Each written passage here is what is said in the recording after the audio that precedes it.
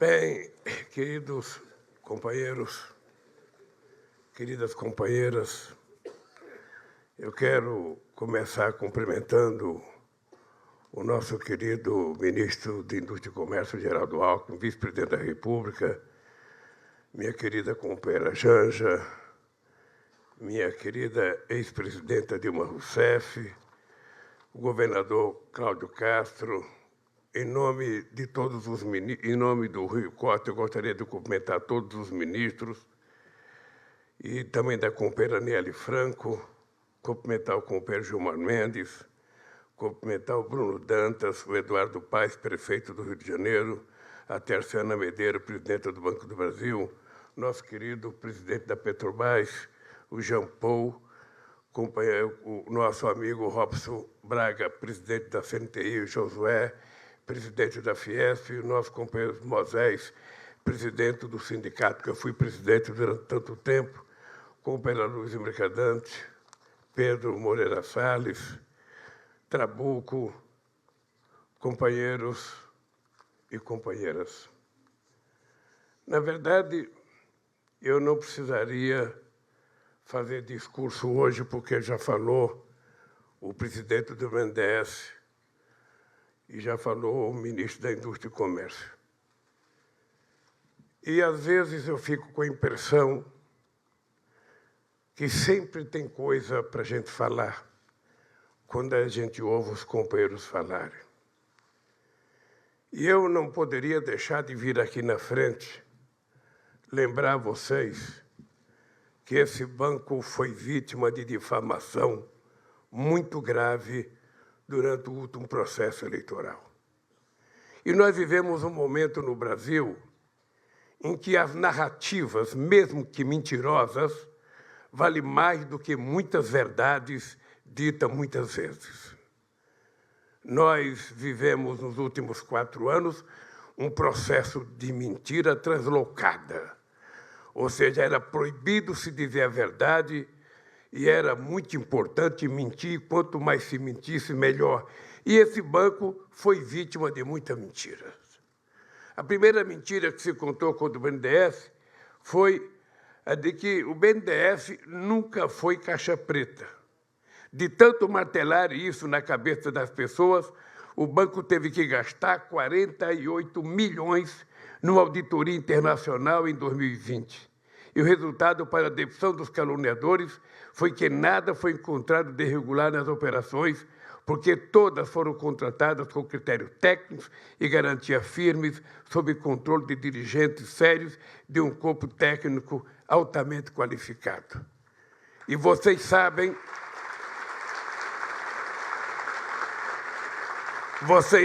o quanto essas mentiras custam para o povo brasileiro durante um processo eleitoral. Porque muitas vezes também, às vezes os meios de comunicação preferem privilegiar a mentira do que tentar procurar saber a verdade. Outra grande mentira é que o BNDES dava dinheiro para os outros países, que outros países viviam recebendo o dinheiro do BNDES, que o PT era farto de dar dinheiro para outros países. O BNDES nunca deu dinheiro para países amigos do governo. O banco financiou o serviço de engenharia de empresas brasileiras em nada menos que 15 países da América Latina e do Caribe entre 1998 e 2017. O que é importante agora é numa matéria publicada no jornal Valor. De um total de 10 bilhões e 500 milhões financiados, o BNDES já recebeu 12 bilhões e 800 milhões. Assim, alguns contratos em atraso, todos cobertos por garantia. Mas o fato é que essas operações deram lucro, além de gerar dinheiro e milhares de empregos no Brasil. E vamos ser francos, os países que não pagaram, seja Cuba, seja Venezuela, é porque o presidente resolveu cortar a relação internacional com esses países e, para não cobrar, para poder ficar nos acusando, deixou de cobrar. E eu tenho certeza que no nosso governo esses países vão pagar, porque são todos países amigos do Brasil e certamente pagarão a dívida que tem com o BNDES. A terceira mentira, que o BNDES privilegia meia dúzia de empresas. O BNDES não privilegiou meia dúzia de empresas. em seus financiamentos. Ao final do meu governo, 480 das 500 maiores empresas atuando no Brasil tinham relações bancárias com o BNDES.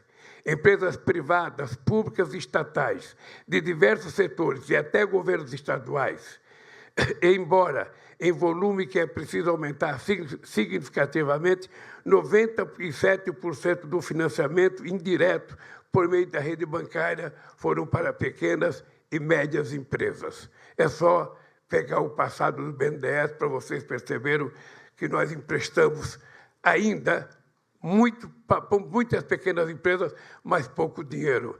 E eu quero te dizer, com o Pedro Luiz Mercadante e para a tua diretoria, que é importante a gente ter clareza que o BNDES tem que privilegiar o financiamento de micro e pequenos empreendedores para que a gente dê um salto de qualidade na produção e no crescimento econômico desse país. A outra coisa grave é que o BNDES nunca foi servidor da recursos do Tesouro, embora seja dever de qualquer governo comprometido com o país a apoiar sua maior agência de desenvolvimento. As maiores fontes de recursos do BNDES são o FAT e os resultados de suas próprias operações, investimentos e participações acionárias. Ao final do nosso segundo governo, os lucros do BNDES passaram de menos de 1 bilhão para mais de 10 bilhões ao ano, e a inadimplência era 0,01%, quando a média do sistema financeiro chega a ser 2,9%. Portanto, parem de mentir com relação ao BNDES e entenda que o BNDES é a mais importante agência de investimento no desenvolvimento que esse país criou. E, a partir de 1952, esse banco prestou enormes e grandes serviços ao povo brasileiro e vai continuar prestando.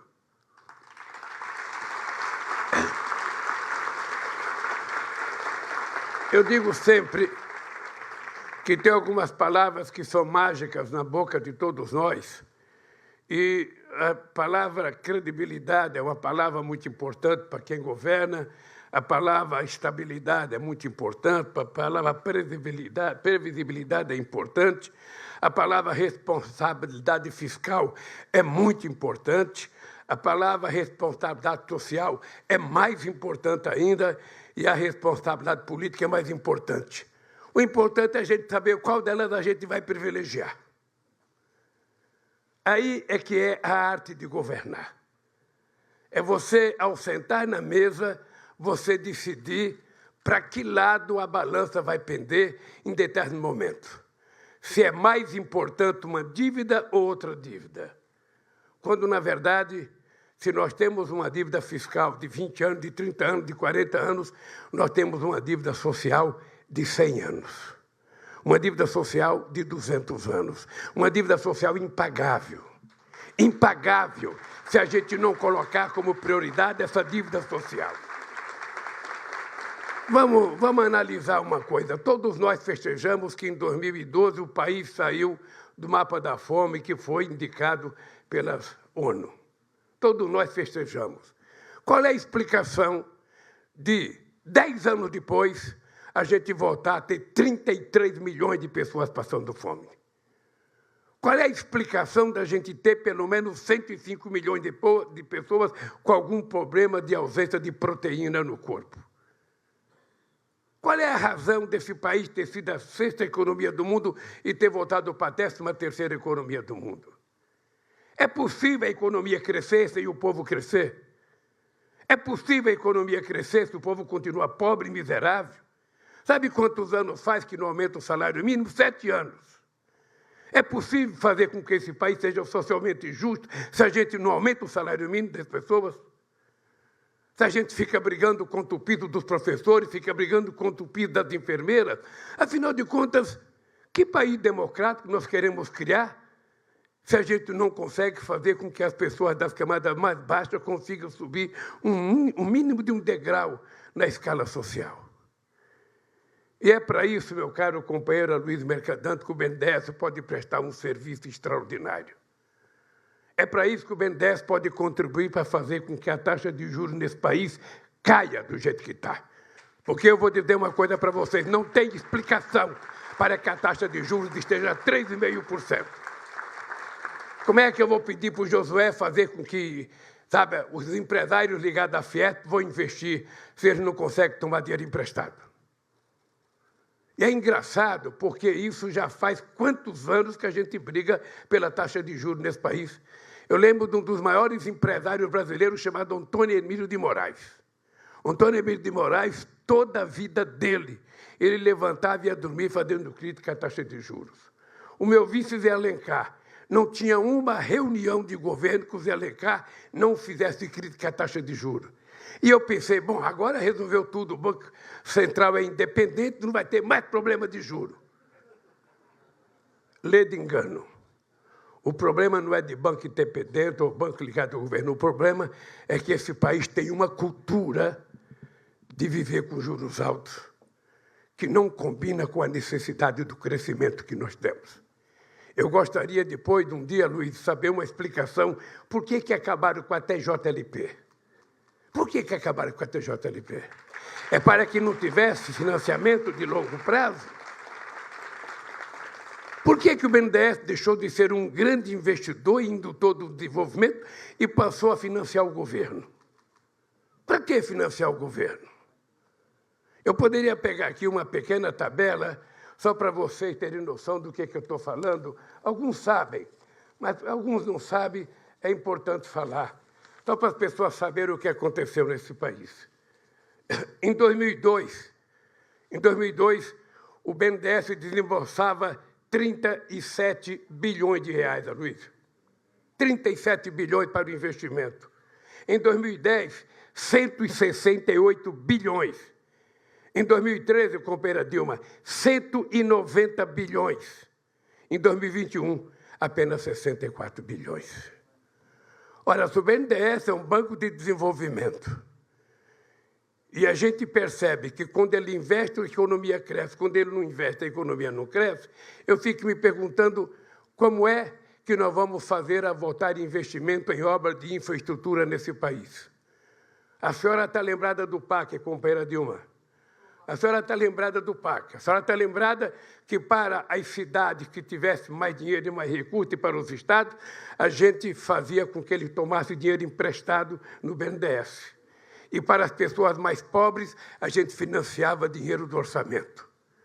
Nós temos, Aloysio Mercadante, quase 14 mil obras paradas, das quais 4 mil só na área da educação, ministro Camilo. Além de várias estradas, Renan, que estão começando, estradas que estão paradas há 15 anos, estradas que faltam 20 quilômetros, 30 quilômetros, 40 quilômetros, adutoras que faltam, tem umas que têm cano, mas não tem água, tem outras que têm água, mas não tem cano. Ou seja, esse país tem que ser reconstruído e a gente não pode demorar, a gente não pode esperar muito. Por isso é que eu acho que o BNDES precisa urgentemente, companheiro Aloysio, eu espero que a sua inteligência, que a sua competência, tudo que você fez na vida, que você faça esse banco voltar a ser o banco indutor do desenvolvimento, do crescimento econômico desse país. Que a gente não tenha medo de emprestar dinheiro para o Estado se o Estado tiver capacidade de endividamento. Que a gente não tenha medo de emprestar dinheiro para uma cidade se ela tiver capacidade de endividamento. O que a gente não pode é emprestar para quem não pode pagar.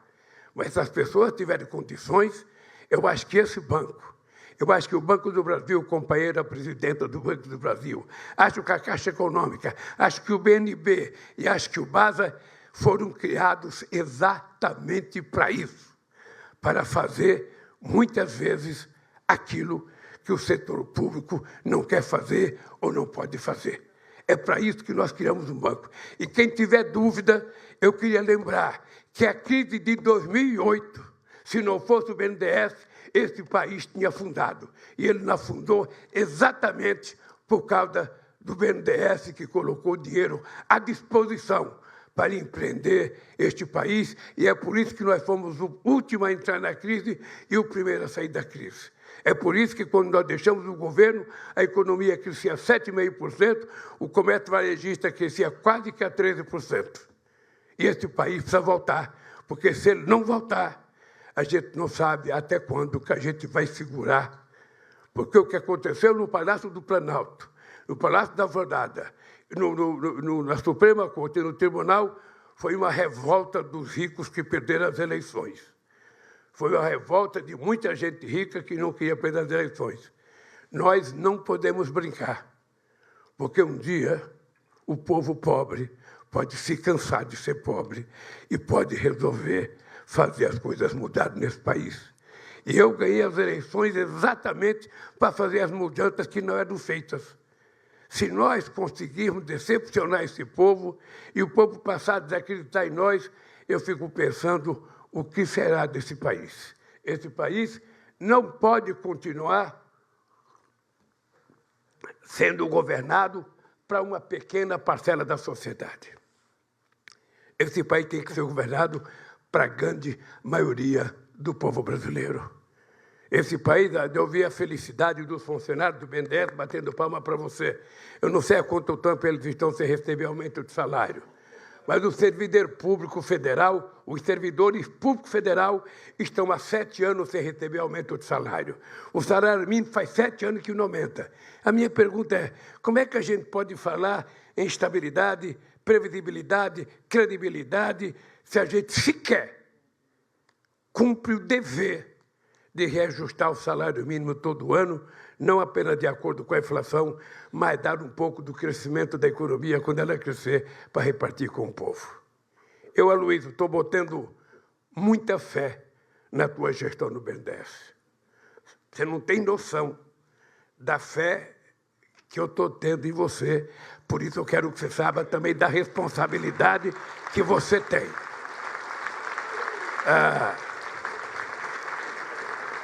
Você só tem uma missão aqui, Aloysio, é fazer esse banco voltar a ser motivo de orgulho do povo brasileiro.